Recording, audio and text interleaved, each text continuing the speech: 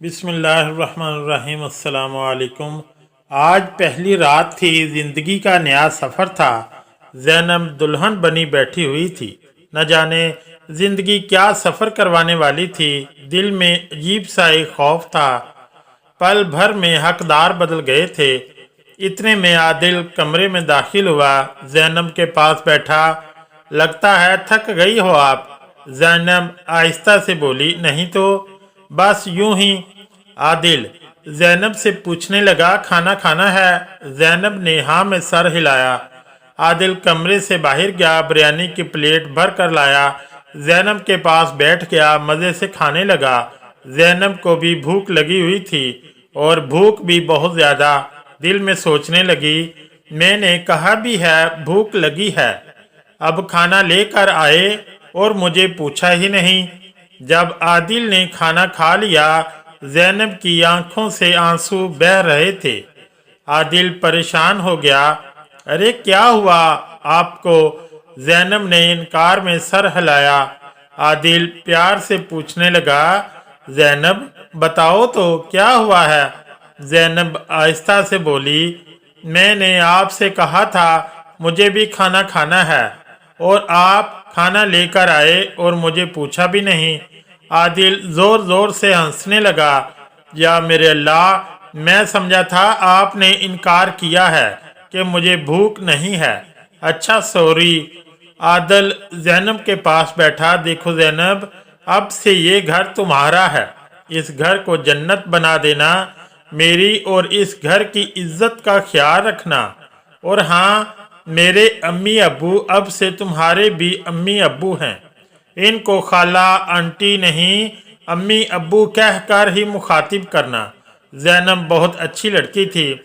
आदिल की आंखों में देखकर बोली, आदिल मैं वही करूँगी जिसमें आपकी खुशी और रज़ा हुई।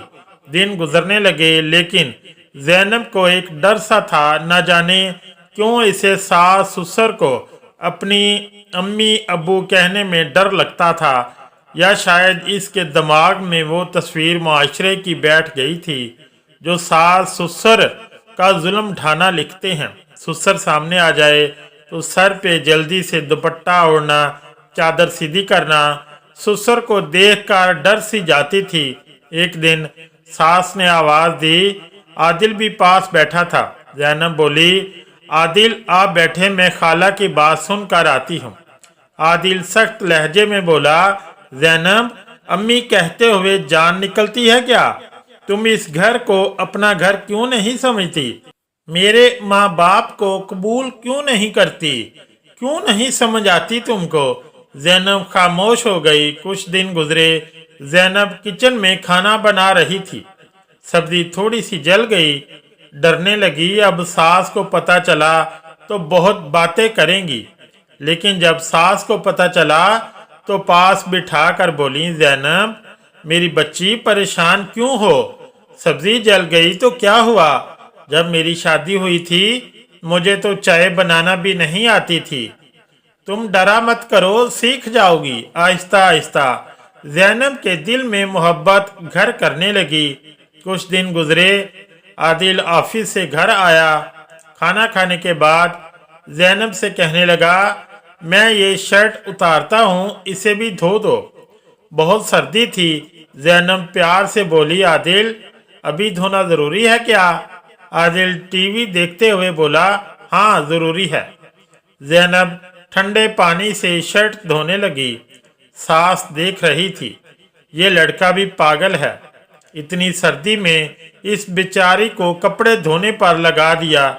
इतने में ससुर आया। ज़ैनब जल्दी से अपना दुपट्टा सीधा करके इन्हें सलाम किया और नज़रें झुका लीं। ससुर जी ने दुआ दी, जीती रहो बेटा। ज़ैनब कपड़े धोकर आदिल के पास आ बैठी और आहिस्ता से बोली, आदिल वॉशिंग मशीन खराब हो गई है, ठीक से काम नहीं कर रही, इसे तो ठीक करवा दें। आदिल ज़ैनब की तरफ देखने लगा। ज़ैनब तेरे माँ बाप ने भी सस्ती सी मशीन देकर जान छुड़वाई है। 6 महीने में दूसरी बार खराब हो रही है। मैं कल इसके बेच कर दूसरी ले आऊँगा। दूसरे दिन जैनब ने कपड़े धोए, तार पे सुखाने डालकर अपने कमरे में चली गई। आदिल वॉशिंग मशीन उठाकर बेचने के लिए जाने लगा तो माँ ने आवाज दी, पुत्र इसे कहाँ लेकर जा रहा है? आदिल मुंह बनाकर बोला, अम्मा इसे बेचकर दूसरी मशीन लेने जा रहा हूँ।